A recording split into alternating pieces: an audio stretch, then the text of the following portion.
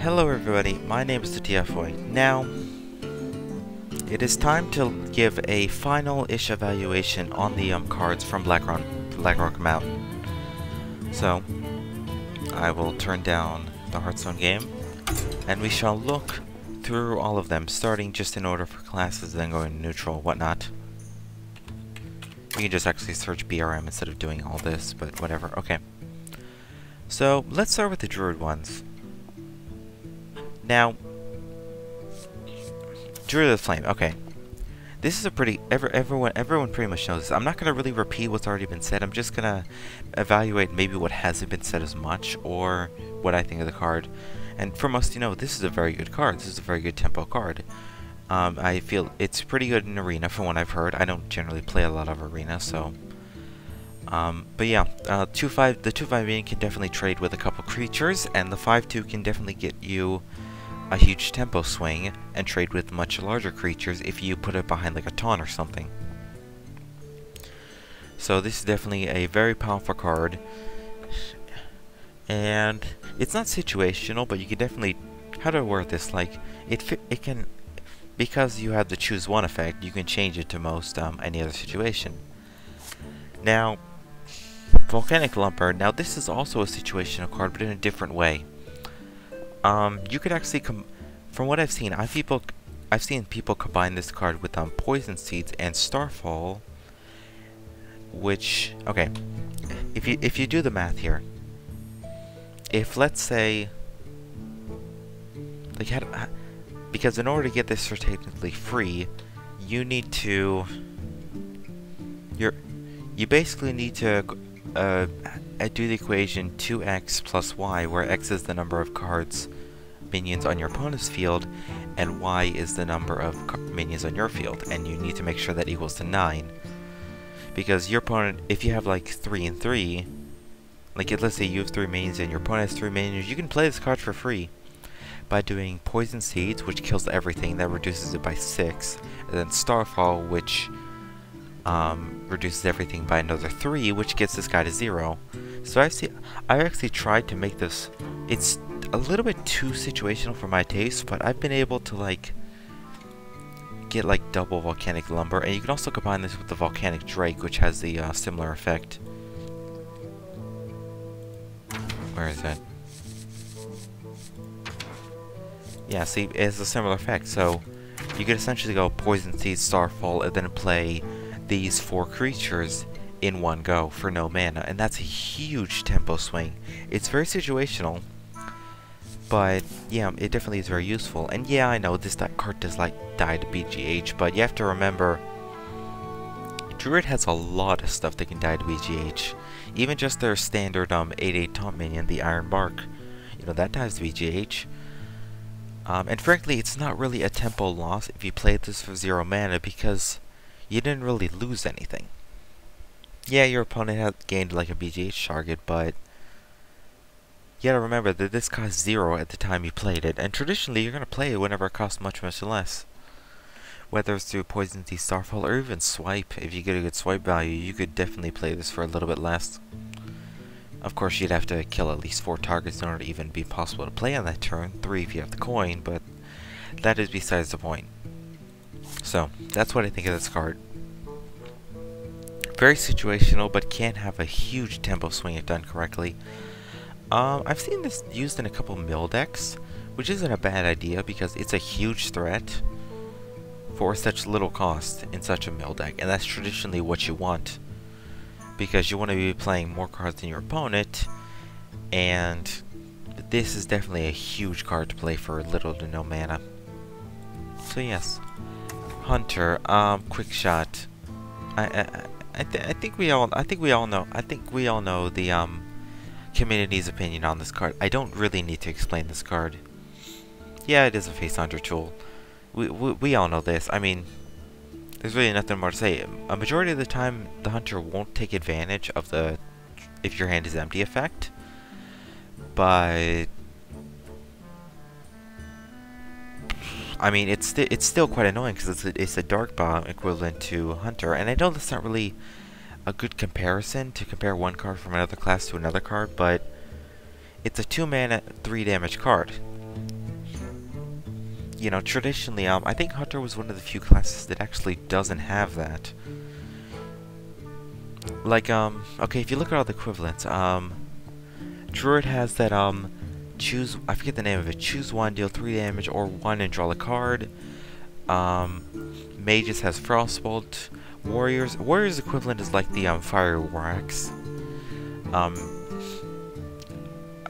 What is it? Warlocks is, the Dark Bomb. Priest doesn't really have an equivalent. But now, what I'm saying is that 2 mana, 3 damage is a tradition around most classes, or at least a good amount of them, and now Hunters have them. Core Rager... no. No.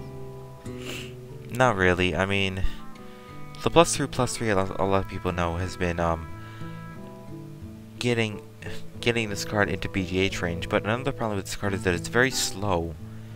And that's kind of counterproductive to its battle cry, because if you're playing a slow deck, chances are you do not want to run out of cards in your hand. That's the last thing you want to do. So this is not a card that you would ever get really the value of. And in a Face Hunter type deck, or like at least a huge tempo one, this isn't really gonna swing the board for you that much. Like, it's just a 4-mana 4/4 most of the time, and that's not really that useful in like a tempo deck or a Face Hunter. So sorry, this isn't really a good card. Mage, Flamewaker. Oh my god, is this card powerful. Maybe not I wouldn't say overpowered, just very, very powerful. Like, the tempo swings you can get from this card alone is just amazing, like, especially early game. You know, if you get, like, I think it's Sorcerer's Apprentice, that 3/2 minion that reduces spells cost by 1. If you get that plus Flame Blocker on, like, turn 2 and turn 3 and whatnot, with the coin and such, yeah, you can definitely swing the board. I've seen, like, various players, including Maz, I'm sure many of you have, where he's just, like, destroyed boards with this card. Like, as soon as this is on the field, you need to get rid of it. Like, this is worse than a, Knife Juggler, in my opinion, just because of the 2 damage instead of 1. And because spells for mages are typically quite cheap than their minions. Quite cheaper than their minions, so... yeah, I've even seen players use this in a mech deck. Which, with all the spare parts, yeah, that can get annoying. That can get very annoying. Dragon's Breath. Now, situational card. Haven't tested this card too much myself. This definitely can be a win more card, I feel. Like, take for instance, let's say you play, like, let's say your opponent has, like, what's a good terminology? Let's say 4 minions on the board. 3 of them have 4 health or less, and 1 of them is, let's say, a giant. Like, let's say a Molten Giant. You play Flame Strike, but you don't kill the giant. Well, since considering that now this card costs 3 less because of the Flame Strike, you can play this for 2 mana. And you can ultimately kill the giant. And that's kind of really what this is used for. This is more of a win more card. I would never really play this card for 5 mana unless I absolutely have to. But that's the problem with this card, is that, at least for me, it's too situational. Like, it's amazing when it works, but when it doesn't, it just sits there. Or you use it for less value than you should have. So, take that for what it is. Definitely can be a huge tempo swing, but it's not... and it can be amazing, but it's very situational. Paladin. Solemn Vigil. Draw 2 cards, cost 1 less for each minion that died this turn. This card really isn't that great as everyone says it is, because unless you already have developed a board, I mean,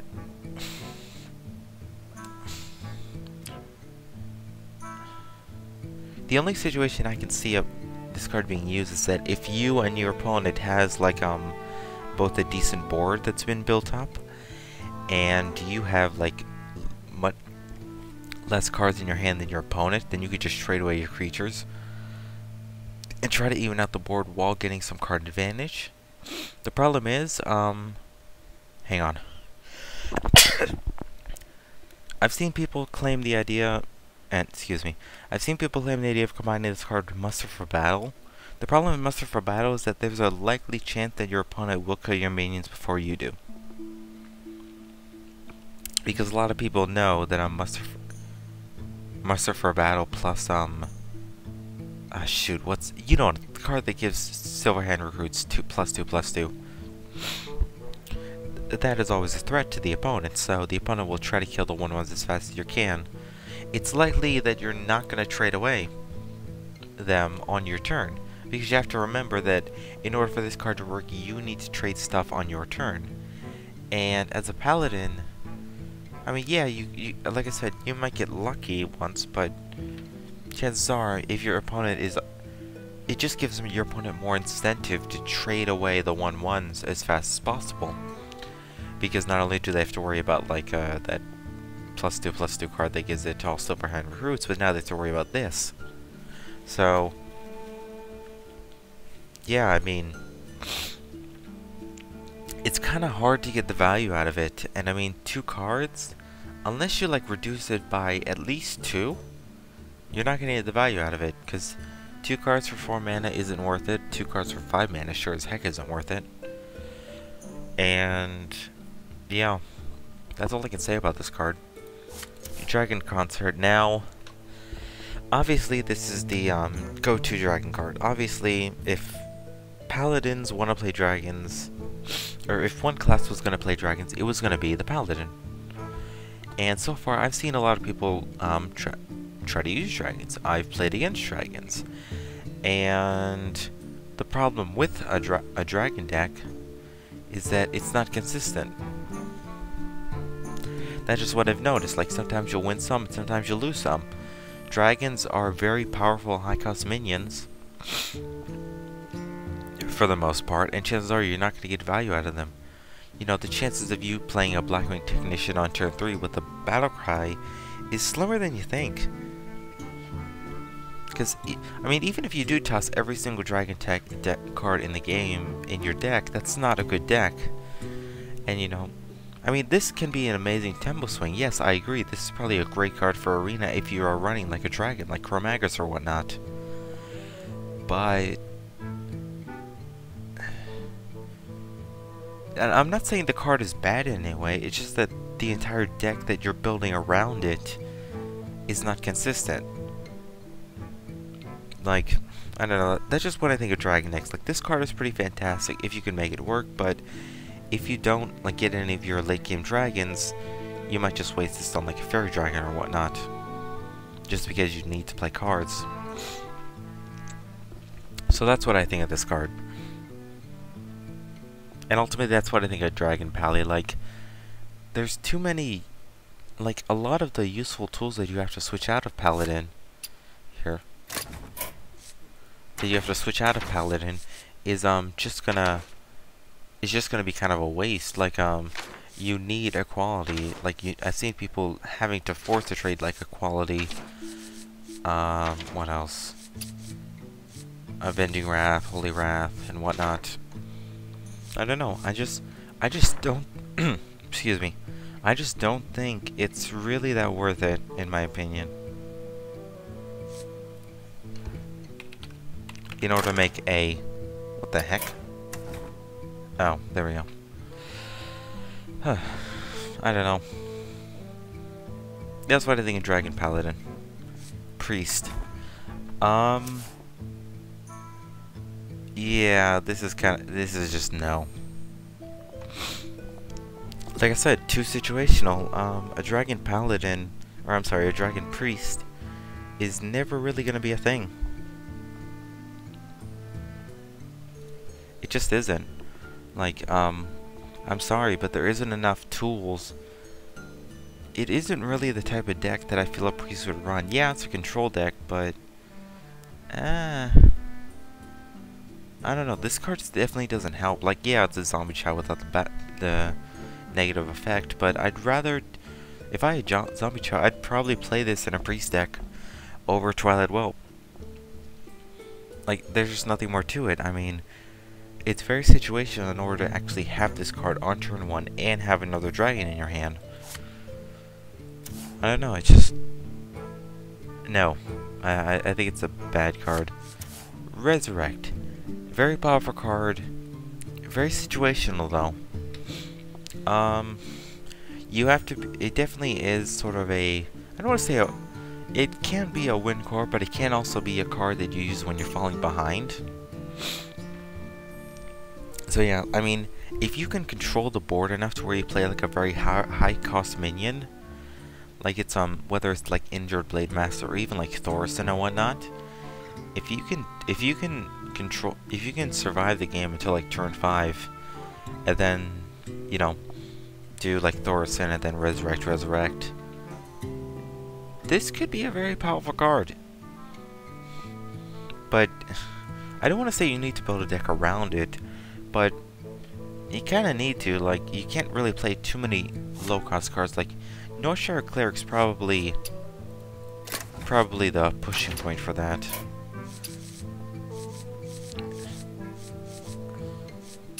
Here, let's show sold down cards. Like, this is probably the most I would get in terms of or probably the worst value I would get in terms of a resurrect. But that's fine though. It's not really the end of the world. The only problem with this resurrect is that if you use where is it? Shadow Madness, and whatever minion you control dies, resurrect will have a chance to bring it back, and I'm sure most of you know that, but I think that's besides the point. So you definitely got to be careful about it. I would not use like cards like Shadow Madness in a deck. In fact, I would probably trade 2 for 2 if you have that. And this would probably be a good priest card. But yeah, I mean, that's what I think of it. Alright. Rogue. Gang up. Okay. Okay, now, this was obviously intended to be used... Well, I don't want to say obvious, but it's kind of obvious that this was intended to be a mill card. I mean, even the class challenge that you used to fight the rogue gave you gang up and sort of like a mill style deck with just like a bunch of backstabs and whatnot. But this can also be a huge card in terms of a control deck, because you could use this on, like, say, Anti-Healbot, which is probably the kind of the best card you want to use it on. Like, I mean, yeah, you could use it on, like, Ragnaros the Fire Lord and get, like, 3 of them in your deck, but you gotta remember that this card doesn't affect anything on the board, unless you have, like, no cards in your deck. So, be warned.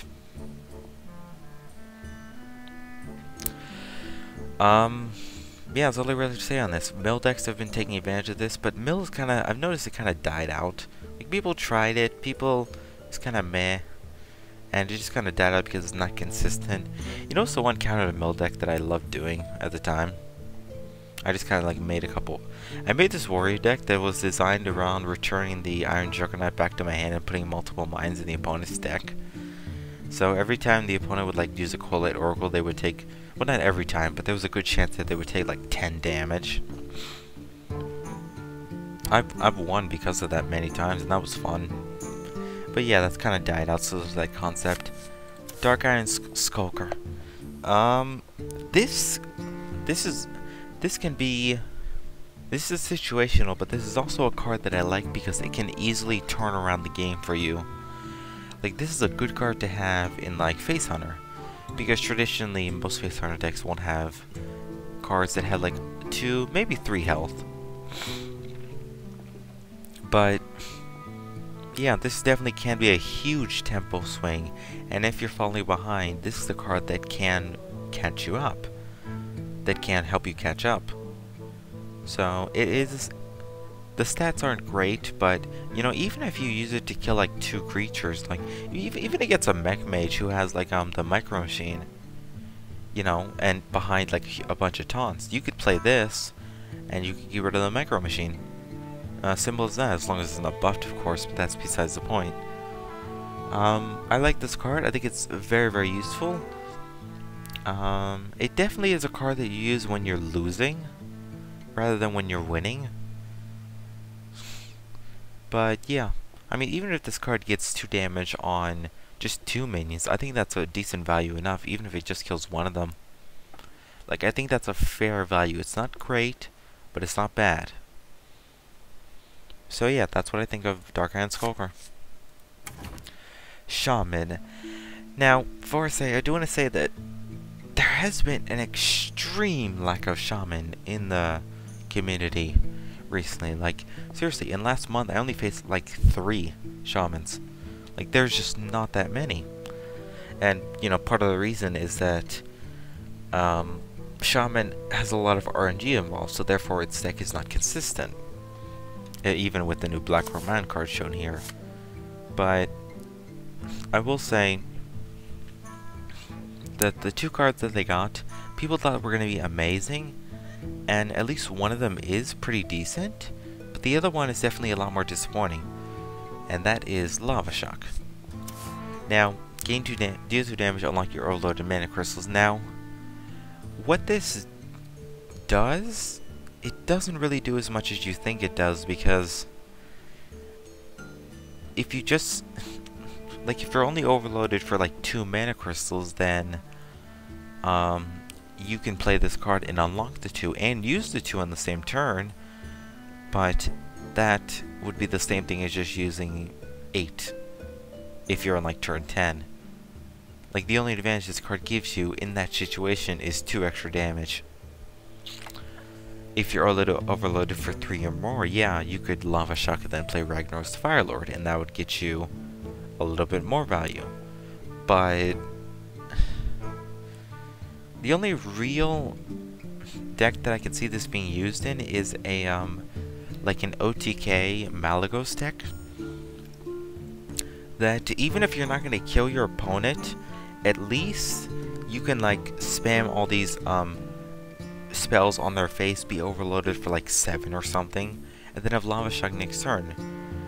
You know, that's really the only case I can see it being used in, because, you know, like you saw, anyone remember that Amaz video that he posted where he, and this is probably very famous, but he essentially, he was up against a warrior, and he did like Ancestral's Call, and then a bunch of spells towards the face, and it was literally 1 damage off.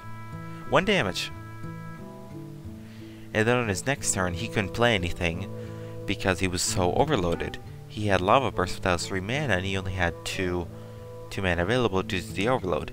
Now, in that specific case, Lava Shock would be amazing. Because, yeah, I mean, it's kind of like, basically what I'm saying is that it's best useful if you plan to, like, overload yourself in 1 turn. If you plan to do a lot of burst damage with a Shaman, this can be very useful to get you out of the overload as a recovery. Because the 2 damage is still a little bit of burst, and it will help you do more burst, assuming you still have cards in your hand. I guess that's another issue, because you need to have a decent amount of cards in your hand and not use all your burst in one go. Because, you know, chances are your opponent might think, and this might be like a psychological thing, but your opponent might think, you know, hey, this guy has used up all his burst, he's going to be overloaded next turn, I have a chance to recover, so I can maybe build up the board and like not worry about too much about healing myself, because it should be okay. No, because you play Lava Shock and then you just unlock the 6 or whatnot mana crystals you overloaded and then just burst them down. That's the only case where I can think of it's being used. Other than that, no. Fireguard Destroyer, very powerful card. Can be a 4/6 to a 7/6 for 4 mana with overload 1. Very powerful card. Problem is a Shaman card, and I just don't know why. There aren't a lot of Shamans being seen, and that's quite unfortunate, because this is a good card. This is a very good card, in my opinion. Even at 7, it is BGH range, but it's not the end of the world. Like, it's only 4 mana, and you're overloaded for 1, so it's not the worst thing in the world. Like, you're only losing technically 2 mana in terms of BGH trading. So it's not a huge tempo loss. It is a tempo loss, but not a big one. But I mean, I like this card. I tried it out, and it was pretty fantastic. The problem is, the rest of the Shaman arsenal is not, like, even this card. Everything with Shaman is just so RNG based, and that's I think a lot of the community has realized that their decks are just not consistent. Yeah, you can have fun with it, but in most competitive play, which is a lot of what the majority of the community seems to care about, this Shaman is just like the worst deck. Or the worst class for it. It's such a shame, dude. Like, this is a very good card. Oh well. That is unfortunate, but hey. Anyways, moving on. Warlock. Now, let's start with Demon Wrath. Now, I've seen people use Demon Wrath, whereas it's not amazing, but it's not bad. It's not a bad card by any means. What I would recommend, see, the problem is, you know what a Warlock really needs, in my opinion?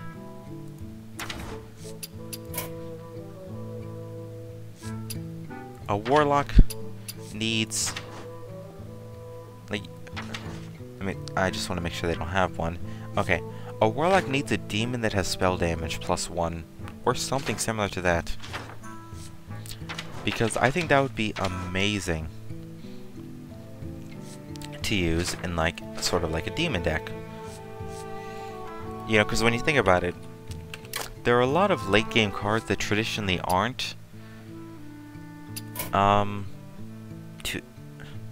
like, traditionally you want to use this in the semi-mid to late game, and the problem is a lot of minions don't traditionally have like 2 or less health.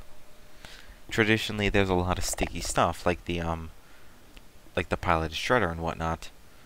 So that's kind of what you have to worry about. So I mean, Demon's Wrath not a bad card, and it can give you a huge tempo swing against like an aggro like a Face Hunter, but that's honestly about it. Like, yeah, you can use this to, like, pop your Nerubian Egg, which is good, which I've used before, and it has been pretty fantastic to, like, do that. There's clearly opponents boarding it at 4/4. Yeah. Yeah, what I would recommend in the future, and I doubt Blizzard is listening to this, but a demon card with spell damage +1 and such, or something similar, would be great in the Warlock, because that would make this card much more useful. Yeah, that's all I can really say about this. Imp Gang boss, pretty self-explanatory. A huge value for what it offers. The 1/1 imps are quite annoying to deal with unless you have some sort of AoE, and unless you have sort of hard removal, which is kind of a waste on this guy like Crush or Polymorph or whatnot. You're gonna guarantee at least 1 imp, so it's a 2/4, so it's essentially a 3/5 for 3, separated into 2 creatures in 1 card without having you require to have a dragon in your hand, if you know what I mean. So yeah, I think this card is a pretty great Warlock. It's a huge tempo gain. It will trade for most things at the time. And yeah, great card. Warrior. Now, let's start with Axe Slinger, because I want to. You know, this isn't really... I know people want to make Aggro Warrior a thing, but I don't like... this isn't the way to do it. Like, this just doesn't... This doesn't do anything to the board. And that's kind of what matters. That's kind of what matters more than anything, is board control for the warrior. Even in an aggro deck, you want to keep the board to you. And this doesn't do anything. It's 2/5 for 4 that only deals damage to the face. Potential Pyroblast if there's nothing on the field and you play this and Bouncing Blades. But again, too situational. It's not... It's just not... I just don't like this card. And I think many people would agree. Now, Revenge. Now, I play this in my Control Warrior instead of a Whirlwind, and this card has saved my ass so many times. Whether it's aggro, whether it's like mid-range. The 3 damage AoE is really good. Especially whenever you're falling behind. it's just a huge tempo gain. Like, okay, look at this. This is my normal defensive offense deck. Everything I have in here cannot die, and well, unless you bought the Divine Shield, to Revenge. You know, nothing in here is going to die if I were to use Revenge, even though I have 3 less health, so... I mean, aside from the Acolyte, but that's going to give me card draw, which isn't a bad thing. Everything on my opponents, though, could die as well, so... I do like this little text here, and frankly, I don't know. Yeah, I just think this is an amazing card if you're falling behind. I run 2 of them in my control deck. It has saved me so many times. And just, yeah, this is a great card. There's nothing more to it.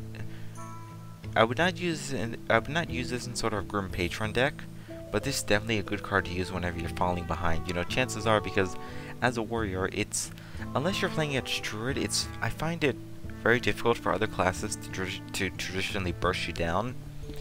And I've definitely been able to manage my armor to a point where I've been able to decide whether I would die to... What is that? Oh no, I would traditionally be able to decide whether... Basically decide whenever I would get to 12 health or not on my terms.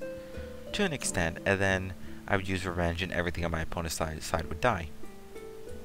I know I'm just mumbling at the moment, but I like this card. This card is pretty good. This card is pretty amazing. It's situational, yes, but the conditions aren't like you need to have this sort of combo in your hand. The conditions are you have this card in your hand and you have 12 or less health. Which, having 12 or less health as a warrior without dying isn't as difficult as most people claim it to be. So, yeah, love this card. Now onto the neutrals. God, I've been talking for a while. My voice is getting kind of raspy. Okay, I'll go through these mildly quick. Dragon Egg. You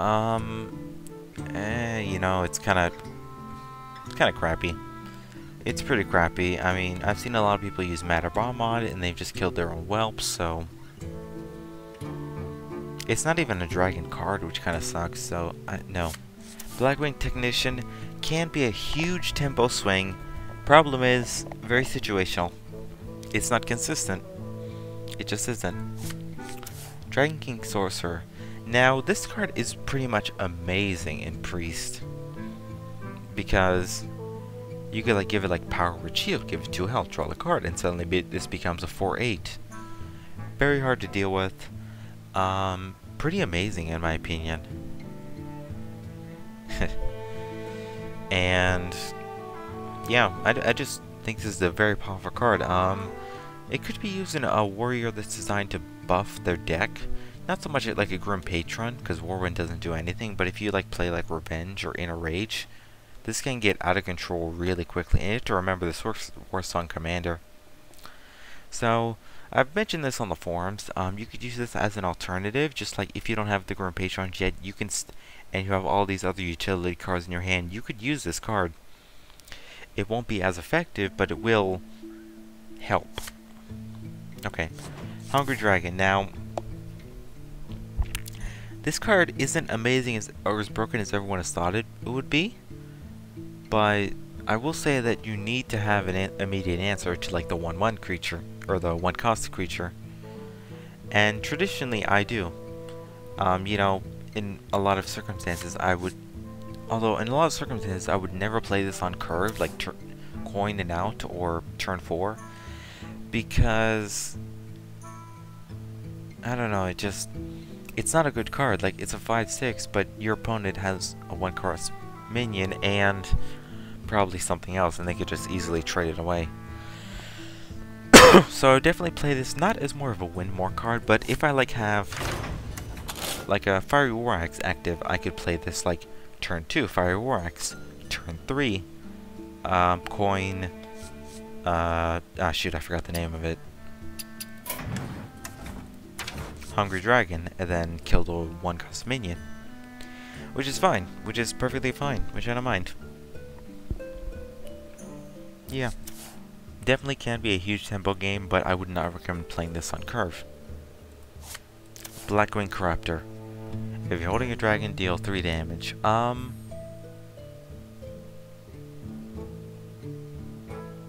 Yeah. A lot of people said this is kind of a more powerful fire elemental, and it is. And it can be considered quite broken just because of the lower stats, and it still has the same battle cry as fire elemental. Because, you know, if this was like a 1-2, if this was like a 2-1 for 2 and it had the same battle cry, it would be amazing. So scaled down is a little bit better. Like I said, very situational, and that's the problem with a lot of these dragon decks. They're very situational. So I know. Grim Patron. Now, we all know this. Warrior's been loving this card, and I've had a bit of fun with it, but it's not really my favorite playstyle. Because although Grim Patron has gotten a lot of players to Legend, I still think that the deck is not inconsistent, because you're still relying on just one card. I always like to throw in mind like the Gurubashi Berserker and even the Dragon King Sorcerer, because chances are I'm not going to draw this, or there's a good chance that I may not draw this whenever I need it. So I like to have alternatives that I can use my utility on. So yeah. Well, you all know this card pretty much. It's an amazing card, nothing more. Dragon, or I'm sorry, this card. I can't really pronounce the name. Dragonoid Crusher, I guess. I don't know. I don't know. I mean, a 9/9 for 6 is pretty useful, but chances are this is more like a win more card. And by that point, I don't think you're ever going to need a 9/9. I mean, even so, it's still a 6/6 for 6, which isn't a bad body, but if you really just want to play it for the 6/6 for 6, why not just play the basic Ogre card that's 6/6 for 7? Other than the Dragon Synergy. Like, I mean, like if you already have your opponent below 15 or less health, unless you're playing a warrior, chances are you've already won the game. Unless you, of course, are like on 3 health, but that's besides the point. Yeah, win more card, but I think it's like overkill in my opinion. Like, this is just too much. Emperor Thoresen, very powerful card. I don't think I really need to elaborate on a lot of these cards. Like, a lot of these cards are pretty self-explanatory. Emperor Thoresen, you all know this card. You all know what it does. You all know how much of a tempo swing you can get with this card. You know, turn 6 Dr. Boom, if you coin this guy out. Turn 7 Ragnaros and whatnot. So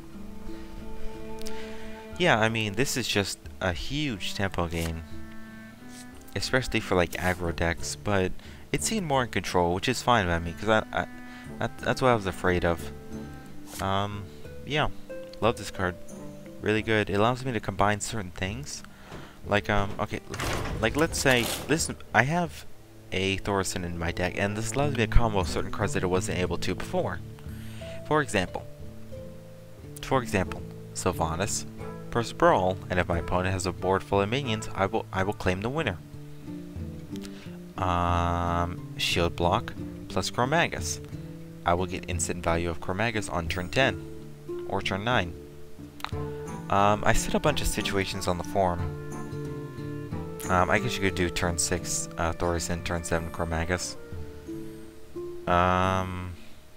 Oh yeah, if Jeeves and Chromagus were reduced by 1, then you could play both and get instant value out of Chromagus and Jeeves and get 6 cards in your hand that are going to be duplicates. So yeah, love Thoresen, really good card. Volcanic Drake, I already mentioned this with my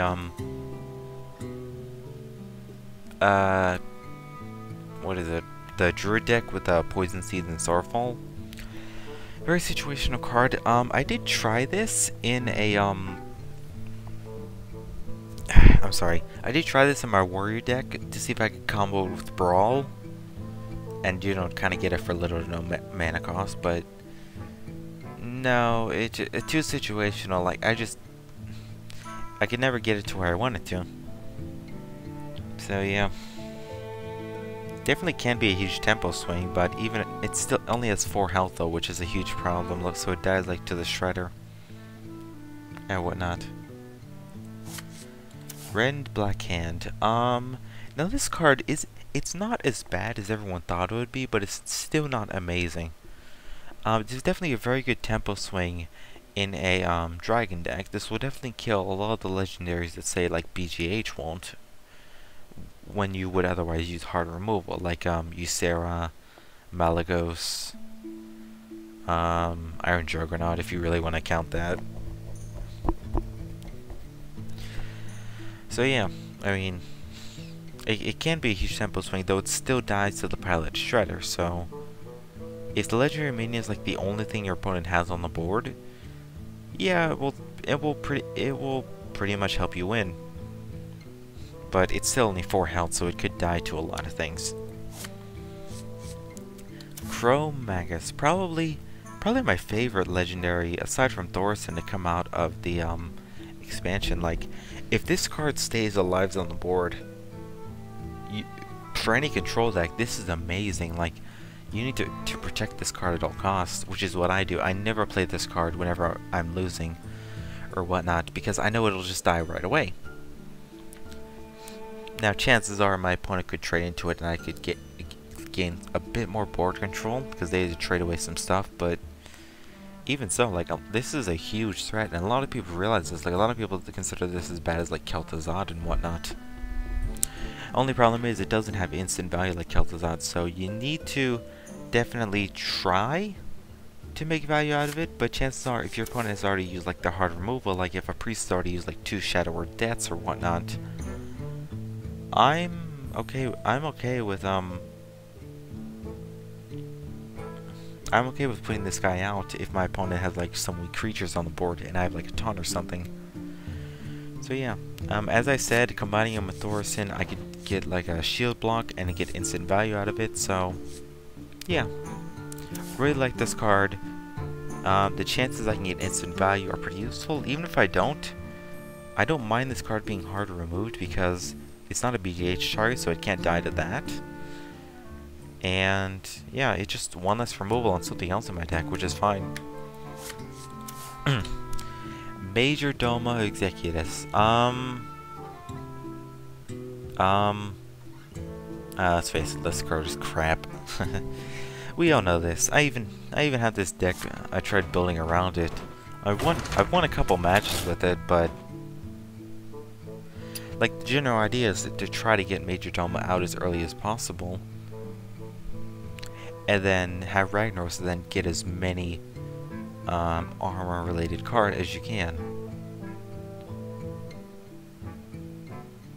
such as Shield Block and like the Shield Maiden, which I've won because of it. But I don't know. It's not even like a win more card. Like, Major Domo can actually lose you the game.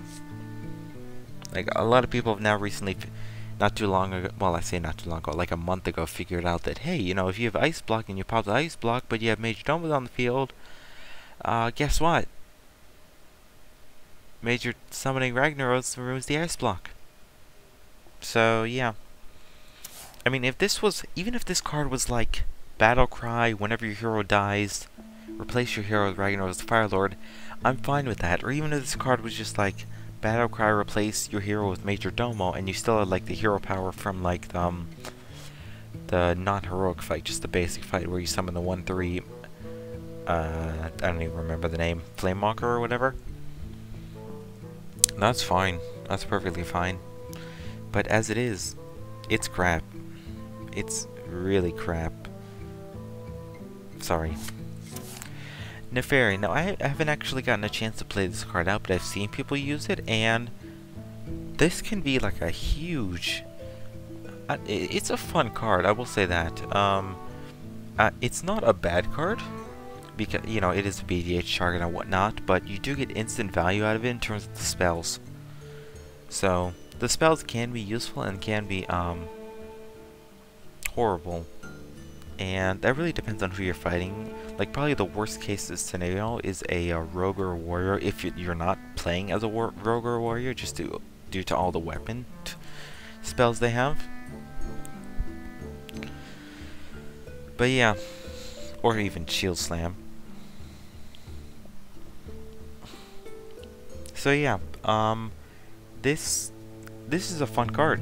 I've seen people play it. Okay, I want to try it out and just like a fun deck. I may just like toss my Major Domo deck and make like a Dragon Warrior.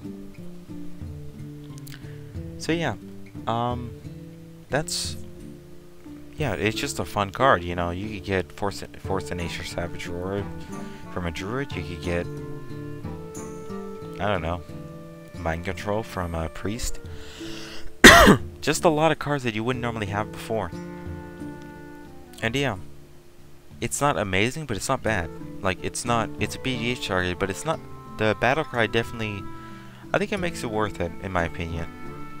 But it's definitely not a card to use if you're losing. Like, if you're winning, or at least there's like an even board and even health, yeah, play them, have some fun with them. But this is not gonna, I mean, depending on the spells you get, you could turn the game around, but on that turn, if you're already losing and you're gonna lose next turn, this isn't gonna save you. Unless it's like double Moonfire from a Druid and you kill like their 2 health minion that has like a bunch of attack, but that's besides the point. So yeah, that is what I think of the Blackrock Mountain cards. For the most part, the meta hasn't really shifted that much. Like, there's just been a lot of Dragon Pally, and control decks have gotten a little bit stronger. Face Hunter has definitely gotten another tool to use, but it's not the end of the world. Like, I'm really happy for this expansion, and for the most part, the battles themselves were pretty fun. Like, I just had a lot of fun with it, with all these battles. Like, they were just so much fun, especially this one. Mortal, I'm not fully dead. I will send help so you can defeat Nefarian. Like, this was probably the most fun I've had in an adventure mode so far. I don't have all of Nax. I only have like the first wing of Nax, so I want to get the rest. But I mean, and this last match. This time, you won't be so lucky. This fight was very difficult in my opinion, just due to the hero power. But yeah, I like Blackrock Mountain. I like the adventures. I'm kind of looking forward to what's coming next. Some people have estimated like July or whatnot. Probably like another expansion like GVG. Looking forward to it. And yeah, that's what I think of Blackrock Mountain. And this is the main deck that I've created out of it, using like Hungry Dragon, Chromagus, and Revenge. That's what I've found useful. What have you found useful? Anyways, that's all for now. Thank you so much for watching. I hope you guys enjoyed. I hope you guys could bear with this. I know my voice isn't the most pleasant thing to listen to, but I'm thankful for you sticking around this far. Thank you so much for watching. End stream.